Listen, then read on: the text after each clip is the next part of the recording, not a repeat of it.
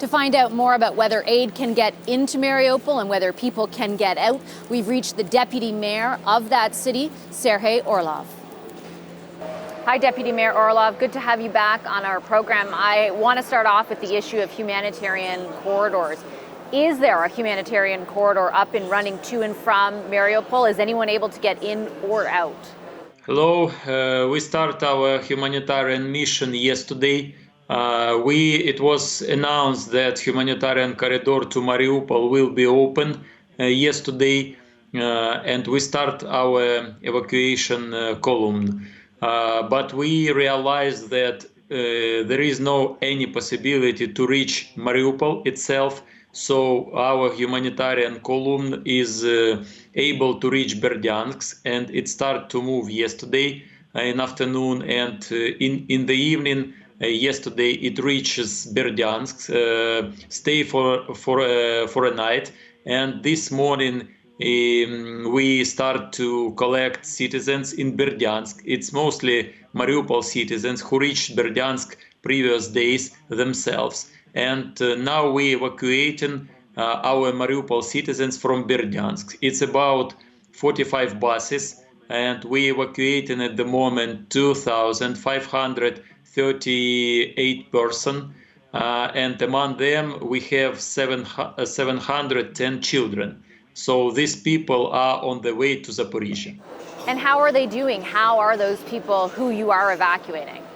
Of course, they are with bad background being in Mariupol. They are not for many days in Berdyansk. They are after a lot of suffering in Mariupol, lack of food, lack of water, lack of medical help. So they are in different conditions, and they are waiting very much to reach Zaporizhia. But once again, it's not evacuation from Mariupol.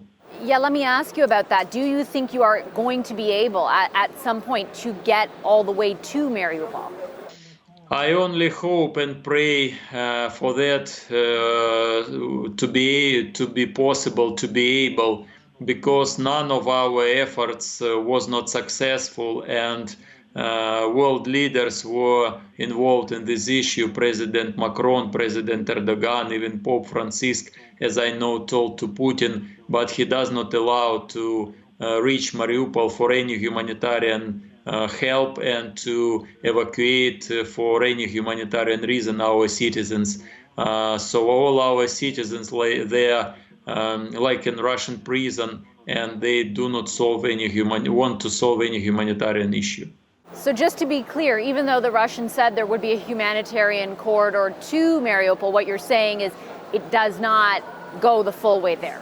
No, it's absolute lie from Russia, so they do not open any humanitarian corridor directly to Mariupol, only to surroundings to Mariupol, and it's mostly to Berdyansk, which is 80 kilometers from Mariupol. And so how are the people who you are not able to reach, who aid is not able to get to in Mariupol, how are they doing? Non-aid is not possible. Any aid is not possible to transfer any food, any water, any medicine, any other kind of help. Russia does not allow to provide it to Mariupol and its citizens. We see and we know, and everybody should understand, that Mariupol feels lack of life in general. So it's totally ruins, it's destroyed, it's shelling, it's under shelling, it's under air bombing, airstrikes, it's destroyed by missiles from warships, and we estimate that about 150,000 citizens are still in Mariupol, but they are living underground. They live in bomb shelter, in some spaces below earth, so just to survive, just to be alive. And of course they feel lack of, we even not talking about any utility. They don't have electricity, water, heating, sanitary system, natural gas for 1 month.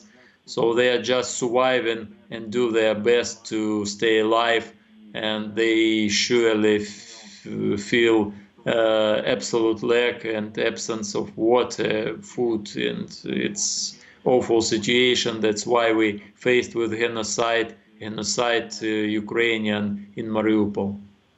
And what about you, Deputy Mayor? How are you doing? A few weeks ago, you were last on the program. You hadn't spoken to your family in weeks, and they were in Mariupol. Have you been able to reach them? I didn't reach them, but to all the best, I received information that they are alive. I cannot tell more, excuse me, but hopefully I will meet with them in future, but I know that they are alive. Okay, Deputy Mayor, I'll leave it there. Thank you very much.